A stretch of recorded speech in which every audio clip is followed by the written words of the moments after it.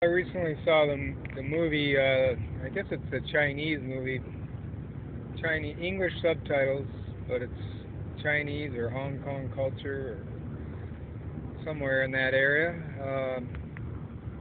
It's called the Exes. I guess it's a. This was a sequel. I haven't seen the other ones, and it's about relationships and kind of funny, and a few points where it's kind of serious about relationships and kind of a tragedy, kind of a Romeo and Juliet type movie. But it doesn't end in it's not that tragic. It doesn't end so sadly, but it is kind of a sad ending, anyways. And talks, it speaks to us as Christians because I do these reviews for Christians about the importance of relationships and communication and the need for the fruit of the Spirit in our relationships, especially in marriages and long-term relationships. Grace, forgiveness, love, forgiveness, grace. I think grace and forgiveness are probably the two things that rise to the top. That's not exactly a fruit of the Spirit. It's just a choice that you need to make as a Christian. And then also humility. You need to be able to humble yourself.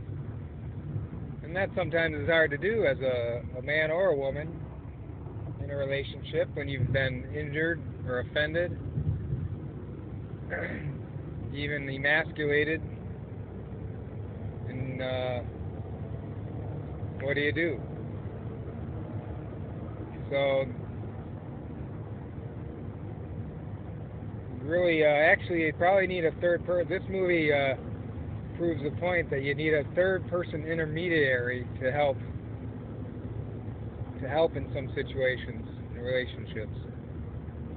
And Christians, we can follow that as well. We should follow that. It's not your priest or pastor, then a friend or a counselor, somebody wise who can see past some of the petty things and help you focus on the more important things. So that's a good thing to think about and pray about in terms of relationships and modeling them on our relationship with God and Christ with His disciples. So that's something to keep in mind as you watch this movie, and just pretty good for entertainment as well. It doesn't mention God or the Bible at all. That is one problem. They never talk about going to church and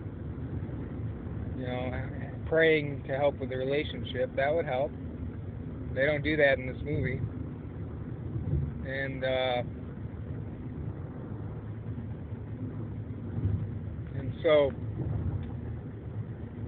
also, these are relationships that are, I guess they're not married, so they're living together but not married, and that's a problem too. Without an original official commitment to a relationship, it makes it more difficult. And it's also contrary to God's intentions for us as Christians. If we're going to have a relationship with a person of the opposite sex, which is God's intention,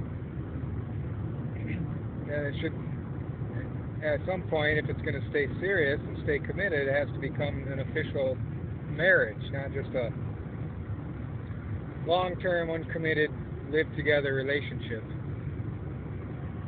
That's not what God intended. You need to be able to put your money where your mouth is, get married, be strong in your relationships, not cowardly, not chicken.